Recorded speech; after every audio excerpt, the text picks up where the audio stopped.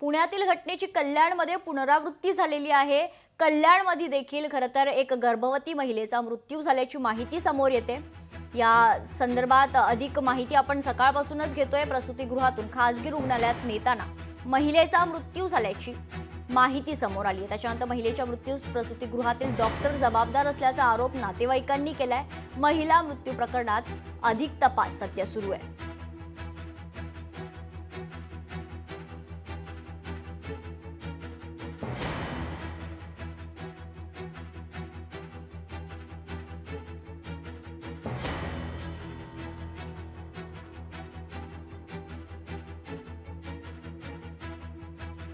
पुण्यातील ईश्वरी भिसे मृत्यू प्रकरण ताजा असतानाच आता कल्याणमधूनही एक घटना समोर आली आहे। कल्याण पूर्वेतील शक्तिधाम प्रसूतिगृहात एका महिलेला गर्भपात आणि कुटुंब नियोजनाची शस्त्रक्रिया करण्यासाठी दाखल करण्यात आलं होतं। शस्त्रक्रिया करण्यापूर्वीच तिची प्रकृती खालावल्याने प्रसूतिगृहातून खरं तर खासगी रुग्णालयात नेत असताना तिचा वाटेत मृत्यू झाला अशी माहिती समोर आली आहे। महिलेच्या मृत्यूस प्रसूतिगृहातील डॉक्टर जबाबदार असल्याचा आरोप महिलेच्या पतीसह तिच्या कुटुंबियांनी केलाय। दरम्यान या प्रकरणी कल्याण डोंबिवली महानगरपालिकेचे वैद्यकीय आरोग्य अधिकारी डॉक्टर दीपा शुक्ला यांच्याशी बातचीत केली आहे आमचे प्रतिनिधी अशोक कांबळे यांनी। आता आपल्या बरोबर आहात कल्याण डोंबिवली महानगरपालिकेच्या वैद्यकीय आरोग्य अधिकारी शुक्ला मॅम आहेत। सदर महिलेच्या बाबतीत असं सांगता येईल की त्या महिलेने आमच्या ज्या आशा वर्कर असतात त्यांना स्वतःहून कॉन्टॅक्ट केला होता आणि त्यांना सांगितलं होतं की हे मूल मला नकोय, त्यामुळे त्या ॲबॉर्शन आणि फॅमिली प्लॅनिंगचं ऑपरेशन करून घ्यायला तयार होत्या।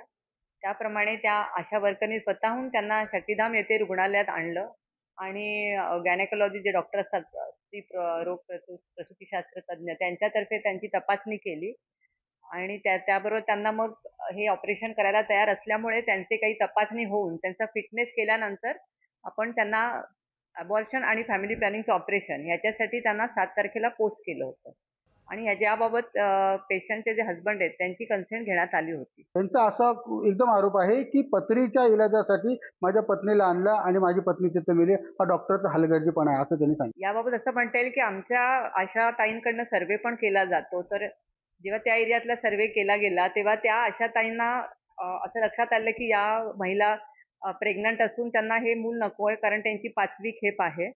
तसंच या महिला ज्या भागात राहत होत्या तिथे ज्या राहणाऱ्या आशा ताईंना त्या महिलेने आणि तिच्या हजबंडनी स्वतःहून अप्रोच केलं होतं, त्यांच्या घरी गेले होते आणि सांगितलं होतं की आम्हाला हे मूल नको आहे। ज्या आशा वर्कर्स आहेत त्यांना आपण टार्गेट दिला जातो का की कुटुंब नियोजनाचं का अशा महिला असतील त्यांना हॉस्पिटल आणून त्यांचं ते कुटुंब नियोजन ऑपरेशन करावं म्हणून असं का टार्गेट दिला जातो का?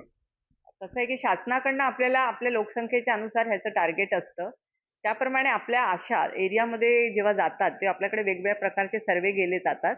तर त्यामध्ये आपण हेही बघतो की अशा प्रकारचे जे सर्वे असतात ते सर्वे वेगवेगळ्या प्रकारचे आहेत, पण ज्या महिलांना हे सगळं सांगितलं जातं की कुटुंब नियोजनाच्या काय काय पद्धती आहेत, त्याच्यामध्ये जसं कॉपर टी आहे, काही गोळ्या घेता येतात, तसंच ज्या महिलांचे म्हणजे त्यांची मुलं झालेली आहेत त्यांना हे पण सांगितलं जातं की तुम्हाला कुटुंब नियोजनाचं ऑपरेशन पण करता येऊ शकतं। तेच आम्ही चौकशी करू आमच्या कमिटीतर्फे। तसंच जर असं असेल तर आम्ही जी जिल्हास्तरीय कमिटी होती त्यावेळेला त्या कमिटीकडनं पण आम्ही रिपोर्ट घेण्याचा प्रयत्न नक्की करू। डॉक्टरांचा जर हलगर्जीपणा असेल तरी डॉक्टरांवर देखील कारवाई केली जाईल असे आरोग्य अधिकारी शुक्ला मॅडम यांनी म्हणाले आहेत।